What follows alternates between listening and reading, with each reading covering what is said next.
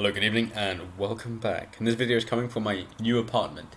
It is delightful. Anyway, just a quick one here, and I'm sorry that it's somber. I'll be back to normal soon.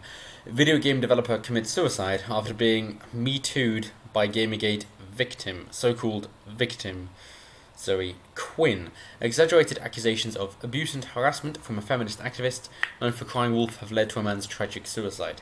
And I know that I'm breaking convention here by using a site that doesn't disagree with me ideologically, but nonetheless I thought it imperative to bring attention to this story, as small as my channel is, that this kind of thing I find incredibly abhorrent. That at the same time people can claim, oh well, men have it better and it's difficult for women, while also saying, oh yes, well, that person's horrible and we're going to harass them until they commit suicide, but men are still the privileged group. Yes. So how backwards do you have to be? Men already commit suicide 4 times as frequently as women. You could say that women attempt suicide 3 times as more, but they're not successful. You can then make a dark joke about who is more successful with what they attempt and who is more competent. If you wish, I won't go there here, but I will leave that on to you. My point is that you do not have to degrade somebody so much as to leave them suicidal when you wish to make a point. And the worst thing of all is when they're false accusations. And the problem with false accusations is that, as you can see, that somebody can have an accusation and then it can take years for them to finally be found not guilty, essentially proven innocent, but at the very least they're found not guilty. Thank God we still have the presumption of innocence over here. As opposed to in some countries, of course, and also in more civilized countries like France, I believe, your property does not have the presumption of innocence. So if you are carrying something, maybe a lot of money, for example, maybe you don't trust banks, you want cash, whatever it might be, that property can still be seized, does not have the presumption of innocence, and it is then guilty until proven innocent, and good luck proving innocence. It is almost impossible.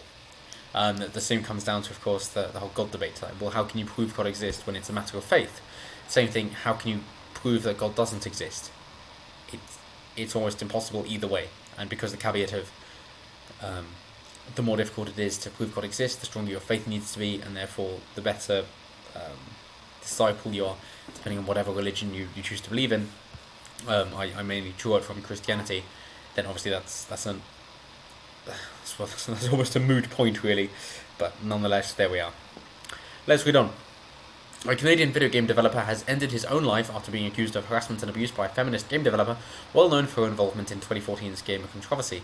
Zoe Quinn accused Alec Holowka of harassment and abuse within the context of a relationship they had several years ago. The indie game developer, well known, yeah, okay, cool, whatever. Let's move on.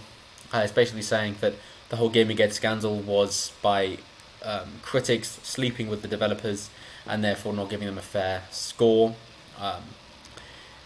Of course, we've seen a continuation of not giving a fair score, but this is just down to ideological beliefs, and my last video about Dave Chappelle is a great example of that.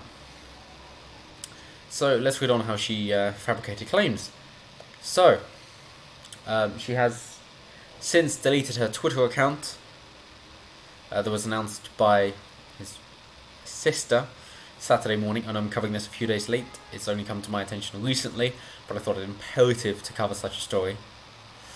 So it appears the game developer believed he had nothing to live for after being rendered an abusive deviant without a moment's hesitation on the grounds of charges that appear to be highly exaggerated and dubious. Yes. Would you like to say again how men don't value women? Would you like to think why people, especially men then, men might think their life's not worth living after they are considered to have had a poor relationship with a woman, especially if they've been accused of sexual harassment or something of the like. And this has gone on for centuries. If a man was known to be mistreating the woman, he would either be castigated from society or he would be killed. It's as simple as that. Women have always been the more valued protected sex. That's why they're kept indoors when there's a war on, It's for their own safety, and they don't have as much freedom, and it's for safety because they're the more valued sex, same as why they don't have the draft, but they still have the vote. So if you want to talk equality about the suffragists, it wasn't the case even from the beginning, and that's been my view, that feminism, you can even talk first wave if you want, where some people say, oh yes, I was on board with feminism to begin with, so well, even to begin with they weren't going for equality. Then that's my take on it. And you might say, oh, but what about women then going to work and having equal pay? So, well, okay, as in you want to double the labour market so that everybody's wage drops, and then instead of having the children taken care of, they have to go to a nanny who's then paid for, they don't form a proper relationship with their parents, they're more likely to exhibit deviant behaviour, and now both parents have to work, and they're then doing jobs they don't like. And if you don't believe me, then you can simply look up the statistics of women who have children, who then return to full-time work as they were before they had children. It's tiny, the amount of women who go back to work the same hours that they did before they had children. And I might be, oh, it's all a feminized society, that the children don't change your outlook at all. Really? Really? You think that? And maybe I'm too old-fashioned, or just love children too much. But you really think having children, having your own offspring, having somebody who you know is your own flesh and blood, having somebody who you've probably wanted for years, who, as a woman then, you've had growing inside of you for 9 months, you've been taken care of. Anything you do is with somebody else in mind, because they are reliant on you 100%.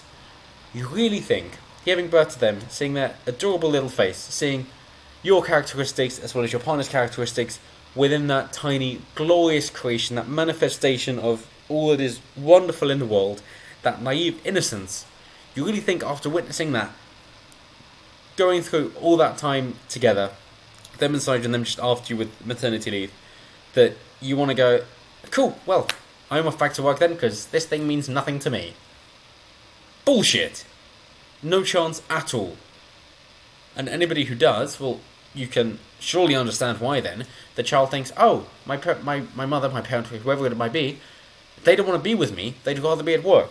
They'd rather do a job that they spend a lot of time complaining about than be with me. And me, as an infant, as a child, as a toddler, whatever it might be, I don't really understand. All I know is that my parent would rather be somewhere else than take care of me. Okay. Especially when it comes to mothers. The old saying is, there's nothing stronger than a mother's love. And the same goes for when there are terrible accidents that occur. Car accidents are the primary one, whereby the infant might be trapped, whatever it may be, and the mother exhibits some essentially inhuman strength in which they will rescue their own child from the tragedy because of that incredibly strong bond that I don't think I could ever possibly experience as a man myself, but I am in awe of and in great respect of women for being able to do that.